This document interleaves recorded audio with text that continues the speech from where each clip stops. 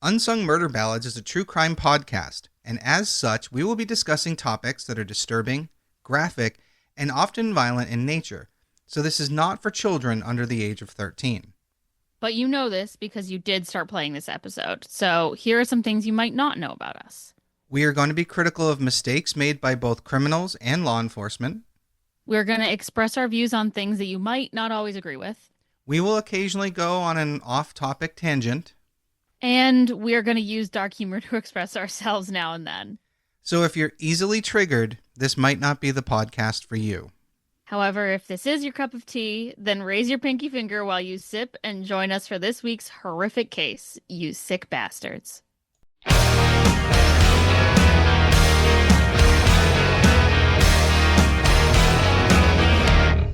Hey everybody, welcome back to Unsung Murder Ballads. This is episode 157. I am Janice Dead. And I'm Joyous Dead.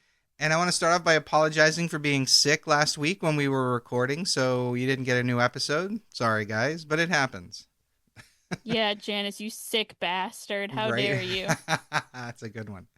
You know, I've thought about it times, like, if one of us would have to do an episode solo, and I'm like, it doesn't work for what we do. No, I can't really tell myself a story. Right, and even if I tried to do it, I could do the basic, like, if I just did a normal murder case and just kind of lectured through it. I just don't think it would have that same pizzazz, that because we have a chemistry that we bring to this, you know. It's true. I mean, if you wanted to just read about it, you could go to the Wikipedia page, but you're here for our lovely personalities. Maybe. Oh man. So I gotta say, I gotta throw a shout out to a podcast I just binged the hell out of. Do you remember the show Smallville? Of course I do. Do you remember the actress that played Chloe Sullivan, Allison Mack? I know who Allison Mack is, yes. She was part of that Nexium cult / self-help group. Yes. There is I think it's a 7 or an 8-part podcast out there called Allison After Nexium. And they interview her after the fact. And it is so good. Oh, I'm into it. I watched the whole special, docu-series that they made about The it. Vow, yeah. It was amazing. I mean, awful, but I was riveted to it. Well, there was that episode where they had the guy who had Tourette's that they actually legitimately did breakthrough stuff with that guy. And now that whole group is demonized. You know, like all the good they did just got flushed down the drain. Right. That's what happens when you brand people. Well, and again, this is why I bring this up. This is the first time Allison Mack has told her side of it, and I highly recommend listening to this podcast. It was so good. All right. I'll have to check it out. Yeah, I really hope that Nikki Klein, who played Callie on Battlestar Galactica, because she was also a part of that, I really would love to hear her firsthand account now, all this time later. But tough to say. Yeah. So definitely listen to Allison After Nexium. I really enjoyed it. But this week, for our episode, we're diving into our next Murder Ballad Fumbles episode. Oh, hell yes. I told you before I started rolling, you were going to enjoy this one. And I was like, enjoy? And okay. We love a murder fumbles. Yeah, this one, nobody dies. Oh, love it. Love it. Not even on accident? No, to my knowledge, no one dies at all in this one. But now that you've said it, I'm like, shit. I didn't go through all the little details, but it's okay. It's okay if you're lying to me right now because you're gonna reveal it later. Exactly. I actually debated with this episode doing away with the attempted murder at the beginning because I realized that after that very first episode we did, where it was actually funny how that woman tried to hire a hitman and then the police fucked with her. That one was funny. All the others we've done, those weren't funny. Like that, they kind of added a weight to the beginning of each episode that I don't think should be there on something where we're trying to have fun with. So fair. So going forward, I'm going to basically avoid the attempted murders. We're just going to have fun making fun of idiot criminals. Love it. However, there is one at the beginning of this one. There is an attempted murder, but this one has funny elements. All Does right. that make Keep sense? me laughing and we'll get a little bit above board. All right. So as anyone who's listened long enough knows, I am a manager of a restaurant in the real world, and but it's not fast food. I've never really done fast food. So I have to ask you, Joyous, what you think the basic headaches of a manager of a fast food restaurant might be. What do you think? What comes to mind? Okay. Okay, I also have never worked fast food. However, I would think um customers being belligerent when they're getting a fucking like McDouble. Um, why is my food so slow? I would imagine people are calling out all the time because it's a job that sucks and they're not paid very well and you're just trying to keep it staffed. Um, Wow, that was you. You said more things than I expected. oh, I don't know. I know lots of people. I have lots of friends who did, and I was like, I who did work fast food. And it was like they called out all the time, and I always thought like you're valid, but man, I would hate to be the manager. Yeah, it sucks when you're management. You have to do things that you don't want to have to do. Like I Right. personally, I hate bartending. So whenever I've had to jump on the bar, I'm always like, I don't want to fucking do this. Because you're in this little box surrounded by people who Mm-hmm. want to chat. Mm-hmm. And it's That's just like, true. I just don't want to deal with that. Like, and there are times I got so annoyed, and this is years and years ago, not with the company I'm with now, where I've been like, you know what, beer and wine only. I'm not making any mixed drinks for you people. Damn, you got their asses. Well, it's just because some of them are really complicated, and some regulars, knowing I don't generally do that, suddenly are like, "Oh, I'll take this," and it's suddenly the most complicated drink you can make. And I'm just like, you know what? We're done with this. Beer or wine. So Yeah, yeah, that's all you're getting. yeah. So it's Give them a happened. vodka on the rocks if you're nice. Maybe there was one guy. He was just fucking with me, and he was like, "Can I get a rum and coke?" And I was like, "No." It's like you cannot beer or wine only. I was like, we're No, not. the fuck you Like cannot. I was so pissed, but anyway. So luckily, I haven't had to deal with that in a while. Basically, the biggest headache of any real management job is the customer service part, right? And Mm-hmm. managers deal, like you said, with people and their personalities, their tempers, their stress levels. It sucks. Now, there's a man named Rodney Wood, and he was one of those managers. And he worked for Popeye's Chicken, okay? Which I never really thought of as fast food, but they do have a drive through, so I guess it's fast food, I Yeah, they guess. make it fast. I mean, I guess I think I've eaten there 3 times in my life, so I don't really know. Oh, we had one in college. It was the best. I ate there all the time. Nice. Yeah, it's good chicken, that's for sure. So It is. And the biscuits, mm. you're making me hungry now. At 22 years old, Rodney Wood was basically wrestling with the pressures that comes with that kind of frontline leadership. And That's a on, lot for a 22-year-old. Yeah. I'm actually, yeah, that's really young to be a manager. Maybe he wasn't the general manager, but it's still young to be a manager, which means, Mm-hmm. which means their turnover rate is high, which means, yeah, the stress levels are even higher. True. So on May 11th, 2025, something happened in his Popeyes restaurant that most of us would never really expect to hear about at any workplace, let alone a fast food restaurant. Shit. According to police reports, Rodney Wood was involved in a dispute with a coworker in Charlotte, I think North Carolina. And the disagreement reportedly began over the most ordinary, trivial thing you can imagine. Oh, The, yeah. the other coworker had burned the biscuits.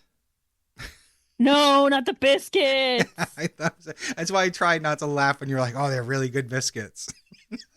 Well, not if they're burnt. Well, a customer witnessed this whole thing unfold, and he told police that the argument between Wood and this other person escalated, and eventually one of them threw down a challenge, and the two went outside Oh my God. Over the biscuits, we're crashing out. over the biscuits. So this argument turned physical, and during the scuffle, Rodney Wood allegedly pulled out a firearm and shot twice at this coworker Oh my God. over burned biscuits. You know how they say don't cry over spilled milk? I feel like this is don't shoot over burnt biscuits. Put the gun down, it's just a biscuit. It's just a biscuit, bro. So Yeah, basically both shots hit this other coworker. One hit him in the groin and the other one in the chest. Oh, not the dick shot. Yeah, fuck that, right? Over biscuits. No.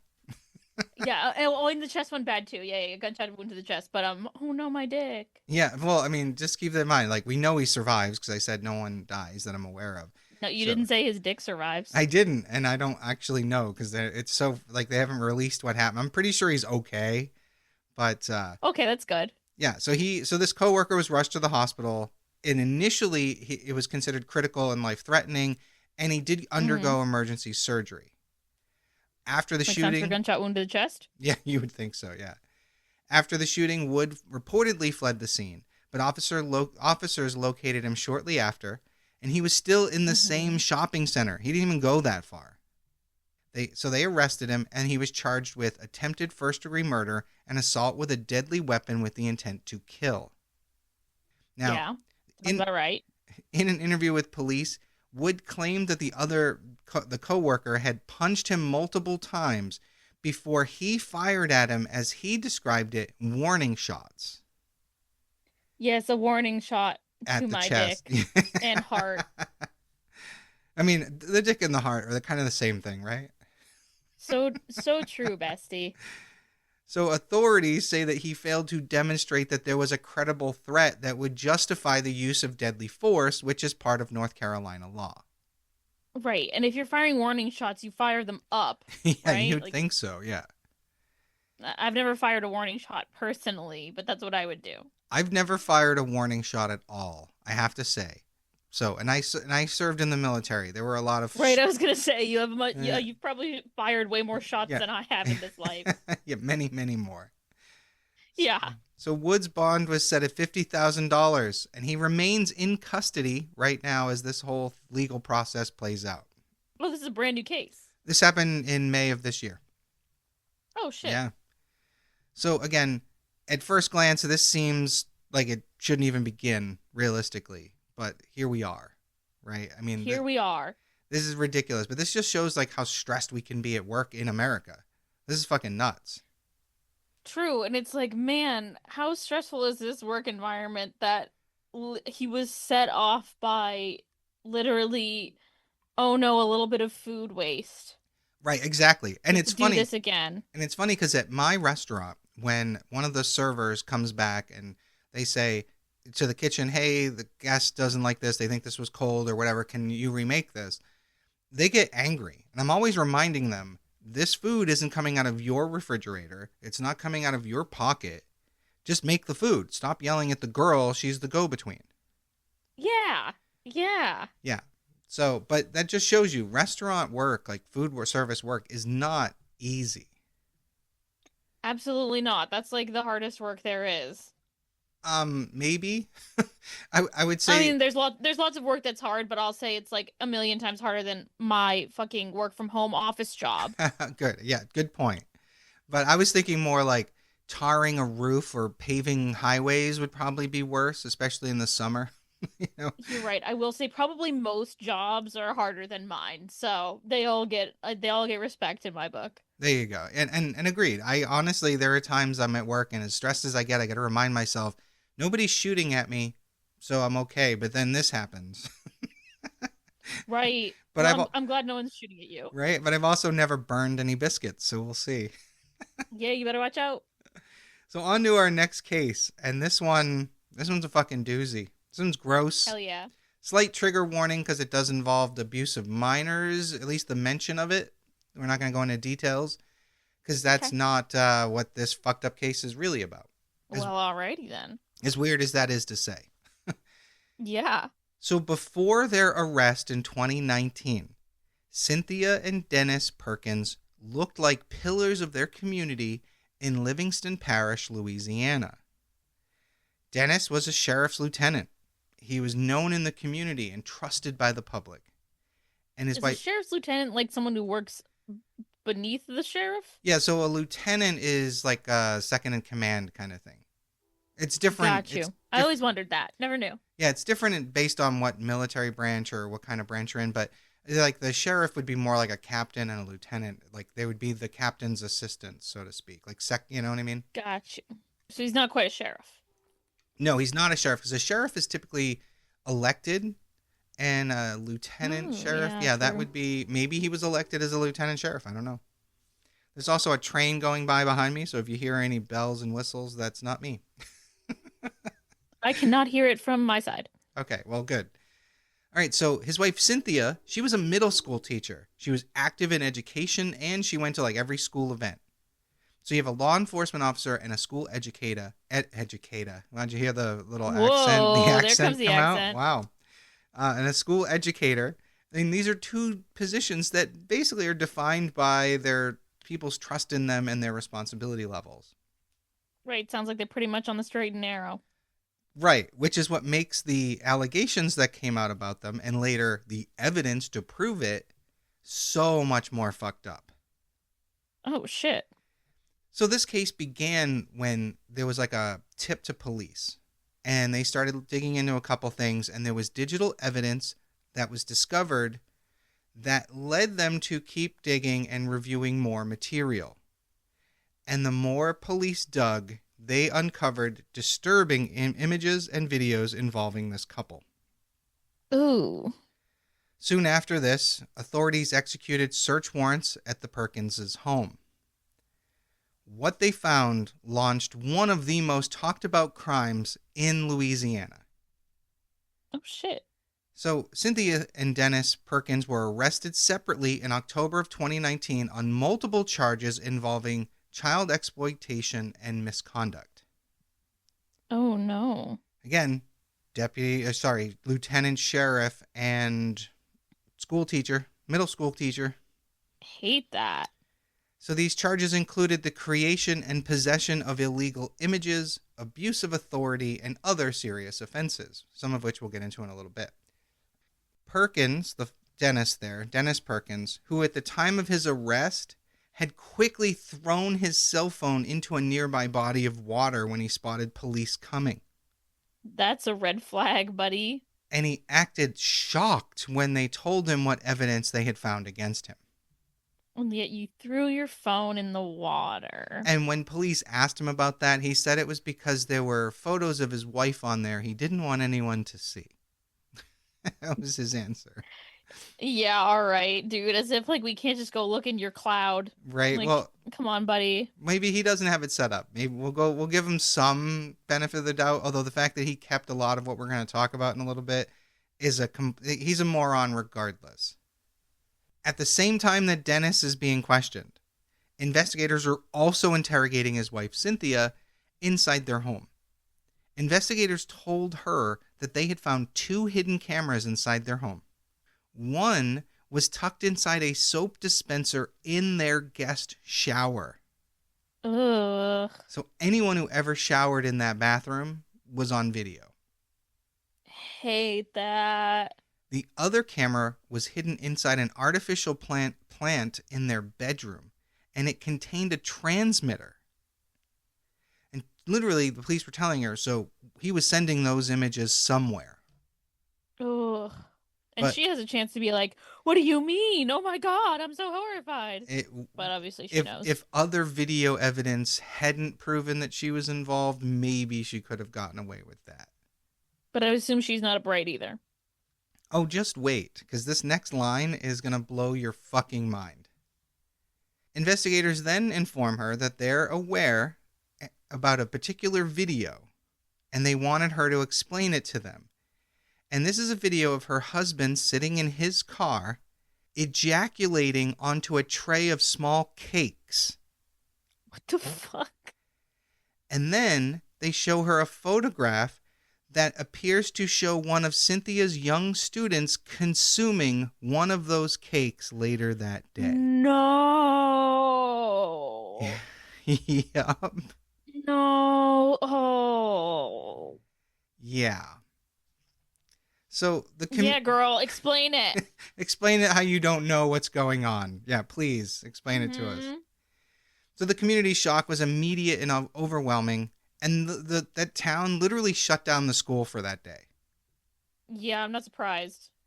Parents began calling emergency meetings. The sheriff department, they started moving swiftly to distance themselves from Dennis Perkins after they basically fired him immediately. Yeah, of course. In the month that follows, the examination of multiple electronic devices would uncover a mountain of additional evidence against the couple. Ugh. The evidence included a video of Dennis Perkins and another woman assaulting an unconscious female. Oh. And there was also videos of Dennis Perkins having sex along the side of the road with female suspects he had arrested. What the fuck? Yeah. Prosecutors... Jesus Christ. This guy's fucked. He's fucked in the head. Oh, he's so fucked. I mean, he's also a cop, so, I mean... You can't... Yeah, I know. Your opinion of cops never gets better because of these episodes. I just mean... I'll be surprised when they hold him accountable. I won't say shit until I see that it's actually held accountable. All right, we'll get there. Now, prosecutors said in court that they believed he blackmailed the women into having sex with him under threats that he would make their life difficult if they refused. Right, and I mean, they're scared. They're already arrested. What are they going to do? Right. So in early 2022, Cynthia Perkins accepted a plea deal. She pled guilty to charges including producing child sexual abuse material and second-degree rape. She also admitted that she assisted her husband in sexually assaulting a juvenile, helped him film a juvenile while they bathed, and she admitted to lacing the cupcakes with her husband's sperm and feeding them to her students. Yeah. Oh, I hate it. As part of her agreement, she received 41 years with no possibility of parole. Wow. 41 years. Killers don't often get 41 years. Yeah. Now, another crazy part of this is there were 68 other charges that Cynthia did not plead guilty to, and they were dismissed. Which blows my mind. Blows my mind. But that plea deal also came with something else. Cynthia had to testify against her husband. Yeah, makes sense. Now, she, of course, stated that he manipulated her, coerced her, and played the dominant role in their crimes, which is probably true.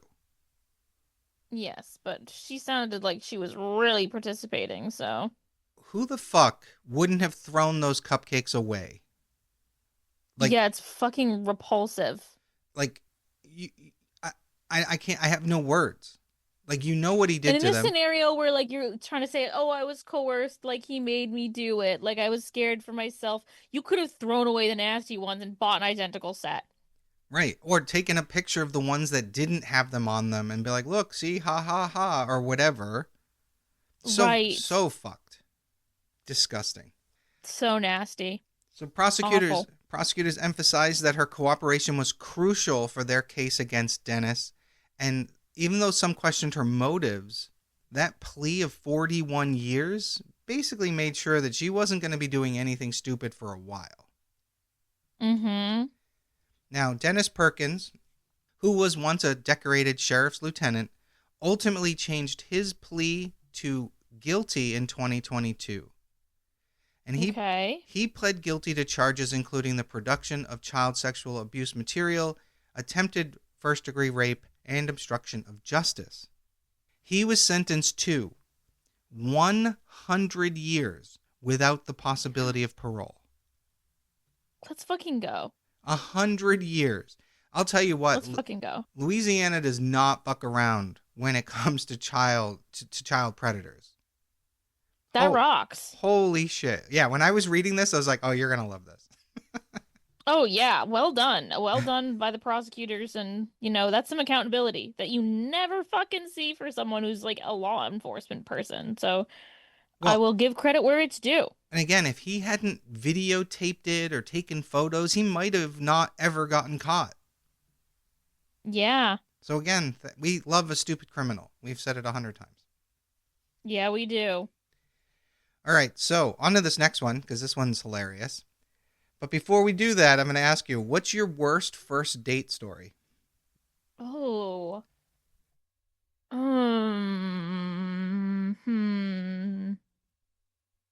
To You're be so quiet. honest with you, I guess, and it's not that bad that a guy was like a full half an hour late. Okay.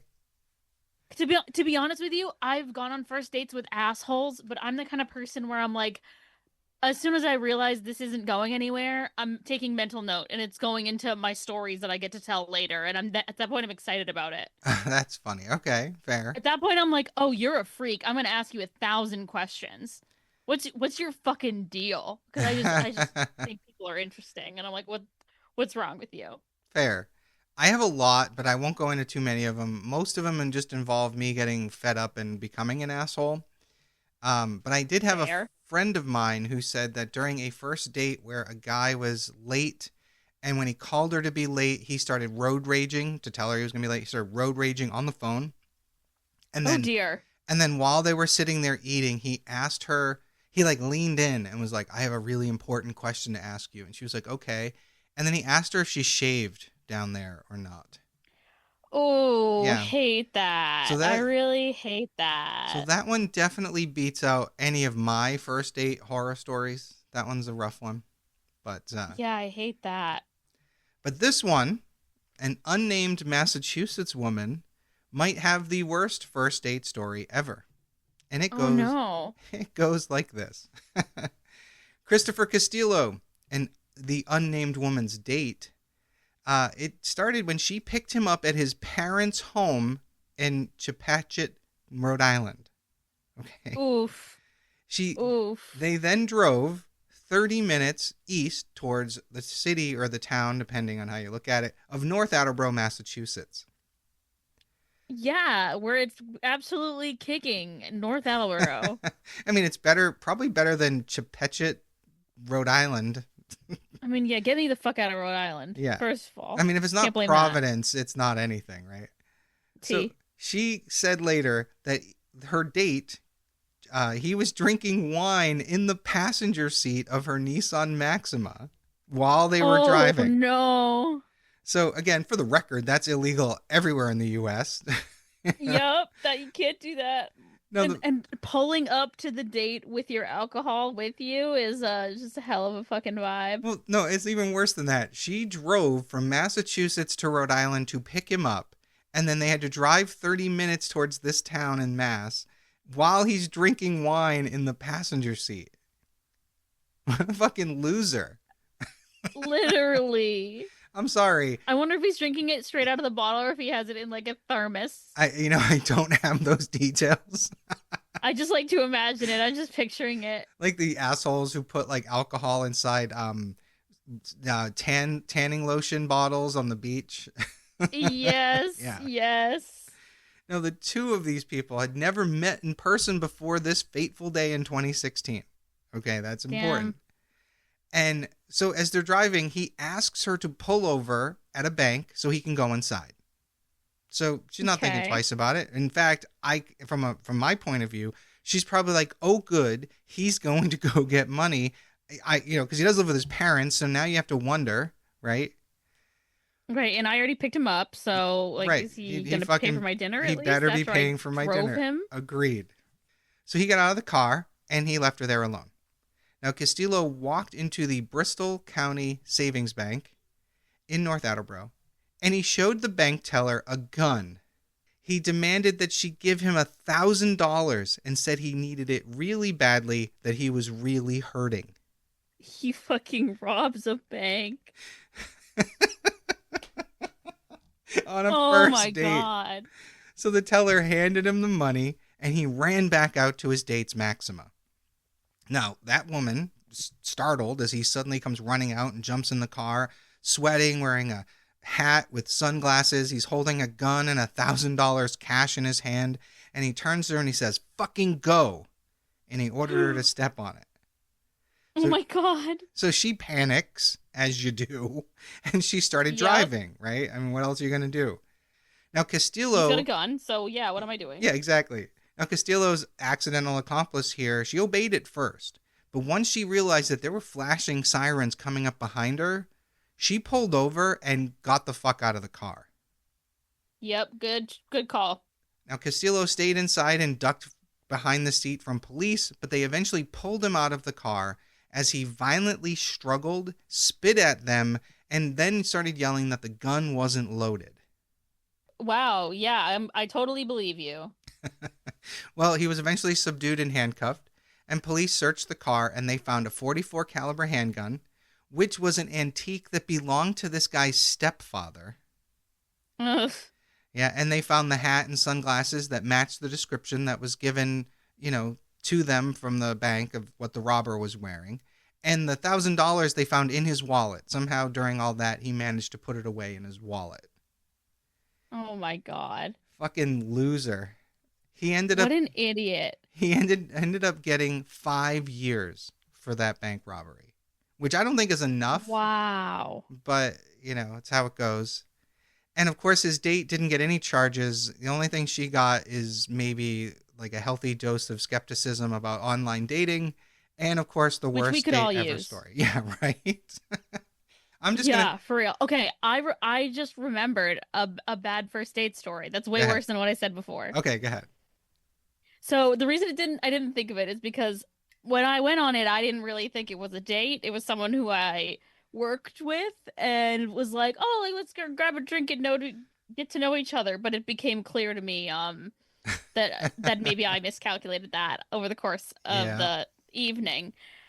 And we had just met up for like a couple drinks, and by the end of it, I was like, all right, we'd had like maybe three or four, and I Okay. was like, all right, I'm tired. I want to go home. And I'm like, okay, I'm just gonna call myself an Uber and then head home. And he was like, no, no, no, no, I can drive you. And I was like, I don't know about that. Like, you've had three or four. I don't know if I feel comfortable about you driving. And he's like, no, no, no, trust me, I'm fine. Like, I have a high tolerance. Like, this is Ugh. nothing. And he just kept insisting, like, wouldn't take no for an answer. And finally, I was just like, okay, whatever. Like, yes, you can drive me home cheaper than an Uber. And so on the way home, we are going through one of the Boston famous tunnels, and Uh-huh. he crashes into the side of it. Oh. Like the driver's side, he's like not turning fast enough. He's like going too fast in this tunnel, and I'm scared. I'm like, I don't love the way you're driving. I probably made a mistake. And like fully crashes, like hits the whole side of the car on it, and like I think he popped the tire. Oh my And so God. and we were getting onto, I don't know what road it is. Maybe it's like the 95, the one that goes like right through the city, like Right. north and south. Is that 93? Yeah, no, yeah, 93. Yep. Yeah, and you know when you're going south on it and it's like you come out and it's like a huge like fucking 7-lane road. Yeah, that's the worst. So we come out of the tunnel, we're on this like 7-lane road and he can't even fucking drive and he's like has to try like to pull to the side, Oh and then I'm man. like, "Oh my God, I'm so scared. Like what do we do?" Like I was like, "We need to like call the police. We just got in an accident. And how are we gonna get out of here? Like we couldn't get out of the car where we were." Right. Everyone was going like 70 miles an hour next to us. And he was like, "No, no, no, we can't do that because they're gonna ask if I've been drinking, and if they give me a breathalyzer, like I won't pass and I'm gonna get DUI." Well, that was part of your risk there, guy. And it was like, "Yeah, well, maybe you should get a DUI." Right? And so Wow. he was like trying to call AAA, whatever. It was this whole mess where eventually I was like, okay. I'm I like calling was an staying with Uber. him for a while because he was panicking. And we were, by the time we had like fully gotten off of the road, we'd pulled over into one of the worst neighborhoods in Boston.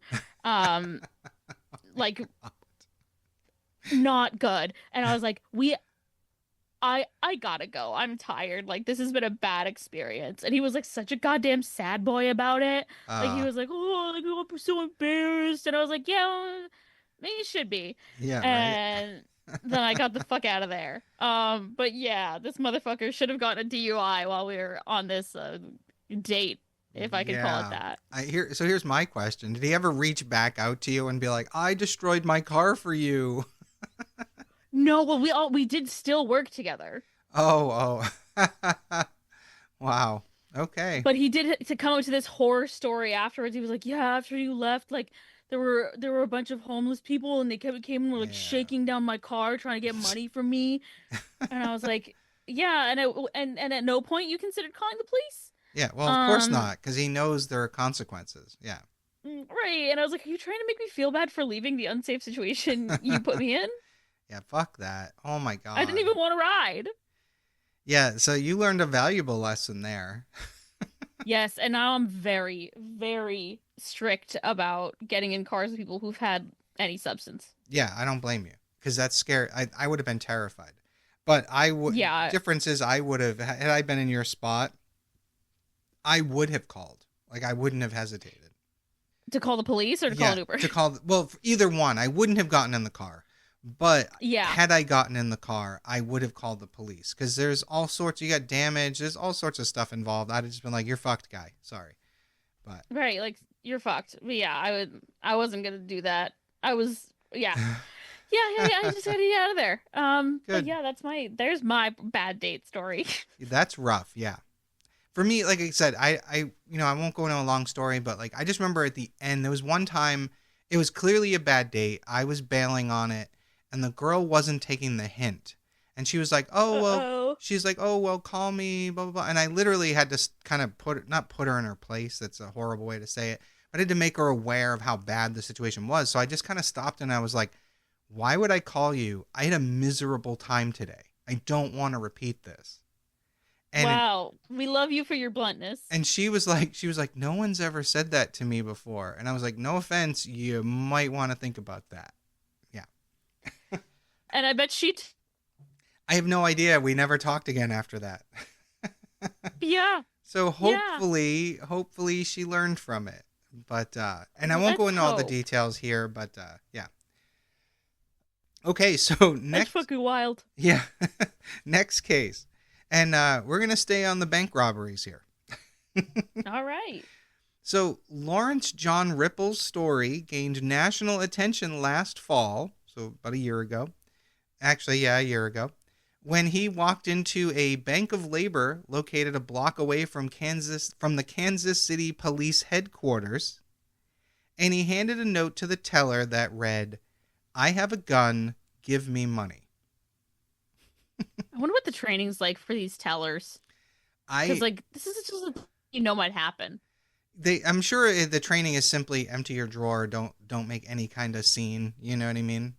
Because it's all Yeah, insured. Like their lives are worth far more than that money. it's very true. So after the teller gave Ripple $2,924, this dude just went over and sat down right in the bank lobby and waited for police. What the fuck is he homeless and he's trying to get a free place to stay, 3 meals a day? Even better. Love he, it. he told the authorities that he wrote out his robbery note at home in front of his wife because he told her he would rather be in jail than at home with her. What a fucking asshole! Jesus Christ. Prior to this incident, Ripple had lived a law-abiding life. He had no criminal record. He was a dutiful father to 4 stepchildren. And for the most part, his relationship with his wife was stable. However, he had Man, he just had a bad day, huh? However, he had suffered from depression after undergoing a quadruple bypass heart surgery in 2015. So, That's a tough surge. yeah, and the problem was his depression remained undiagnosed and kind of manifested itself as irritability. So, he didn't Mm-hmm. think to report any of this to his doctor. So, Yeah, makes sense. however, his doctors did call this robbery a cry for help, and they said that Ripple has since been properly diagnosed and is on the proper medication and feels like his normal self again. Now, in court, Ripple was remorseful and apologized to both the Bank of Labor and the bank teller. He said, "It was not my intention to frighten her as I did." And though he had threatened the bank teller with a gun, the only things found in his pocket were nail clippers and a hairbrush. he didn't even he Amazing. didn't even have a gun. He told the police straight up that he was just hoping to go to prison to get away from his wife for a little while. Oh my God. And you must be so pissed off if you're like, I have to fill out so much paperwork. You could have just fucking gone for cigarettes and not come back like any other normal fucking man. Right? So he did plead guilty to bank robbery and could have spent up to 37 months in prison, but his attorney and federal prosecutors asked the district court judge for leniency. And that request was supported by the vice president of the bank and the teller that he had frightened. Wow. So the judge sentenced him to 6 months of home confinement. That's exactly the right punishment. That was too funny. He did. That is really funny. He also did have to stay on probation for 3 years, and he had to do 50 hours of community service, as well as obviously give the money back, but he had to pay an additional $227, which is the amount of billable hours for the bank employees that were sent home after the robbery, as well as $100 to a crime victims fund, which is new to me. Yeah, that's interesting. I also think he should have to pay everyone's fucking legal fees. That'll be the real sum. Yeah, that's true too. I don't know if that would consider be court fees, and maybe they just didn't include that in the report that I read. I don't know. Right? It's like all of our taxpayer dollars go to pay those judges and the public defenders and like you fucking asshole. What a waste of everyone's why is that the thing I'm the most mad about is I'm like there are people who are looking for real justice and you're wasting their fucking the time of the courts. You fucking asshole. Just to get away from your wife for however long. Like what? Like it's hard to abandon your wife? Like we can't be acting like this is difficult and you need to get a cop to do it for you. True. That's so funny though. I love it. All right, so this one isn't a crime. At least not that I'm aware of. Okay. But it's still an idiot doing idiot things. Love it. An Irish man sought out medical attention after complaining of severe, sudden onset lower back pain after lifting a heavy steel object 3 days prior. He said, okay. But later he revealed that the back pain had been much more long-standing. It had been kind of going on for a bit. During a physical examination, doctors noticed that his arm was red and swollen. And at this point, the man revealed that he had been using his own homemade back pain remedy. Oh, no. He had been injecting his own semen into his arm once a month for 18 months. My brother in Christ. What? How do you... No. Who told you to do that? On the occasion that made him seek out medical help, he revealed to the doctor that he had injected 3 doses at one time into both his blood and his muscles. Oh my God. X-rays on the affected area revealed subcutaneous emphysema when gas or air is trapped under the skin, and the man was immediately commenced on intravenous antimicrobial treatment, which is a mouthful. Yeah, there's a lot of really dangerous shit. It sounds like he's not even injecting correctly. Probably not. I mean, no offense, but who the fuck even thinks of injecting semen into another person's body through a syringe? Because I realize, I guess sex is technically injecting. Yeah. Right. Yeah, some of us are subjected to that all the time. Right, but not in a dangerous way. Not in a dangerous way. Yeah, with the syringe, my brother, like, what fucking back at, like, crazy-ass website did he find? Was this a 4chan instruction? No, what? Well, here's the thing. After, like, the doctors and whatever, they did, like, their own independent research. They were searching everywhere. There is zero mention of any of this anywhere. Like, no one could find anything online that would even suggest doing this. Yeah, and it's like, the pain's in your back. Why are you jizzing in your arm, brother? Right? It doesn't make sense. So it doesn't. It sounds like it was just this dude's weird fucking like psychosis. Probably, but just for I don't know what purpose, just for all of our listeners, don't do this. No one's recommending you do this. Please don't do this, or you'll be on our. Yeah. No, I shouldn't suggest it. They'll be on our next episode. Yeah, they'll be like, yeah, let's do it. All of a sudden we start getting emails about people who want to be on here because they're about to, I don't know, do something either stupid or kill their spouse or something.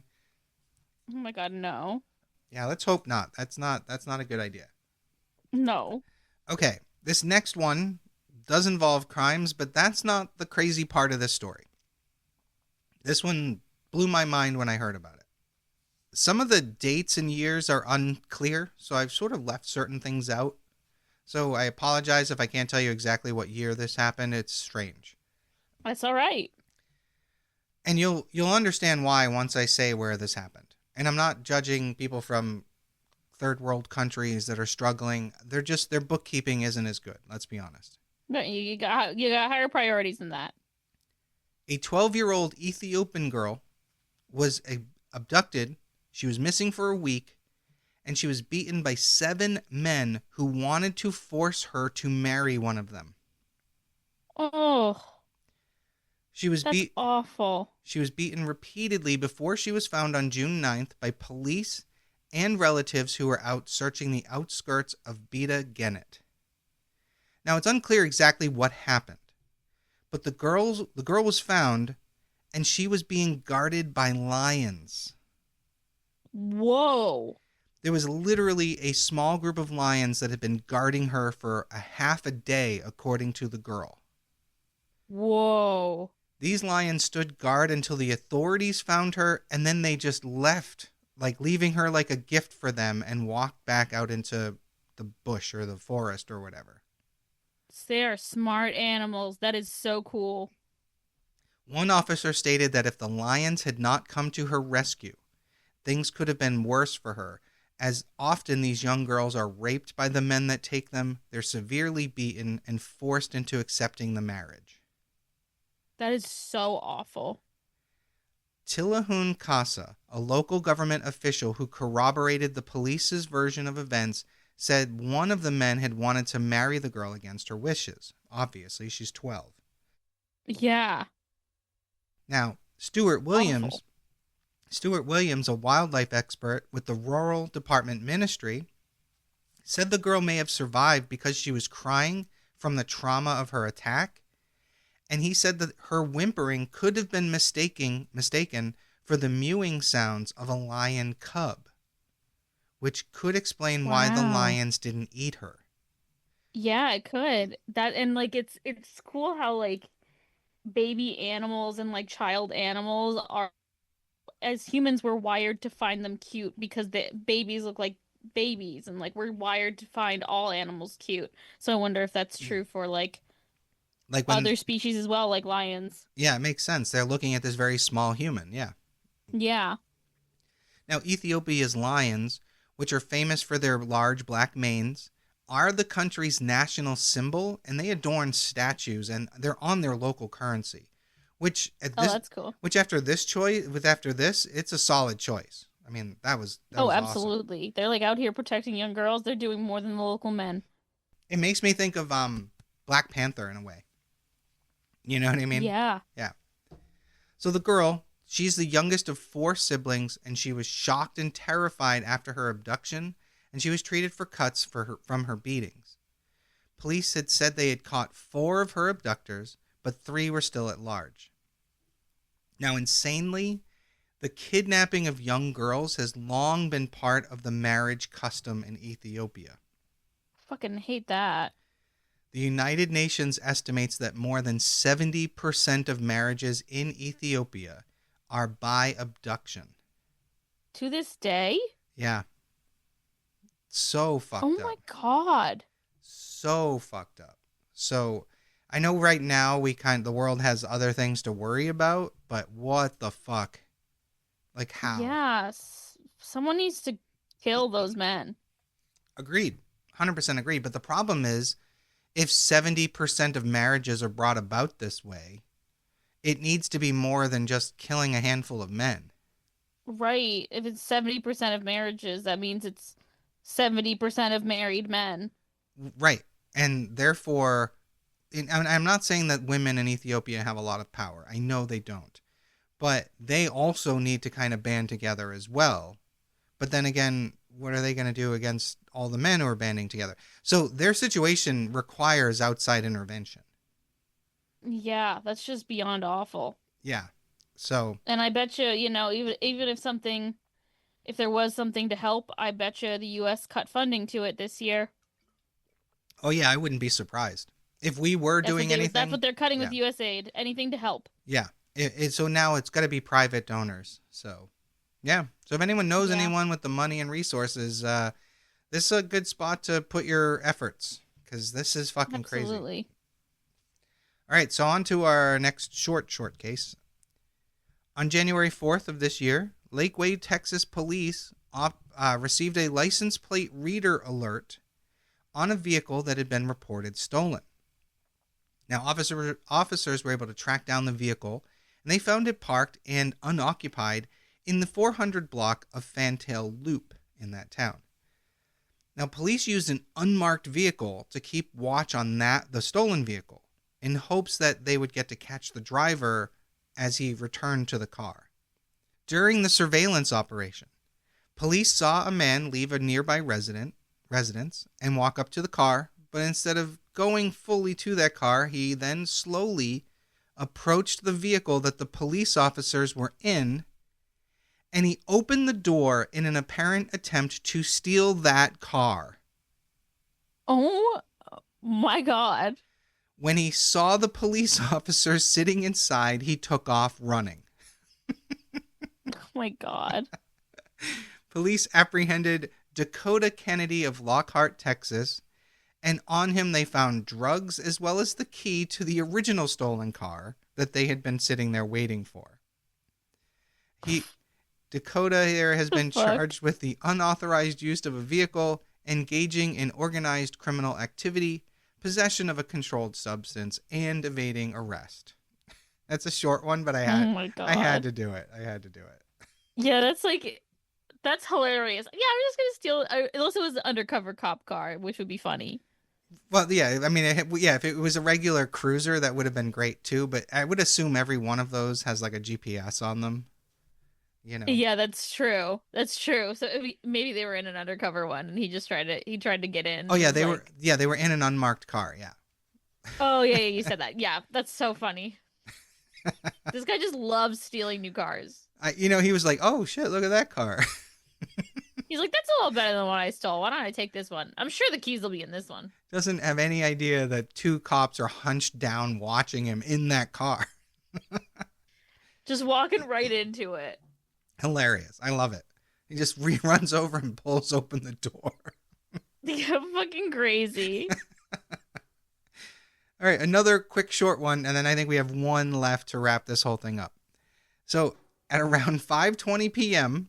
in November of 2017, down in Clearwater, Florida, a 45-year-old man was seen by a police officer as he walked up on a dead possum on the side of the road, dropped trow, and took a shit on it.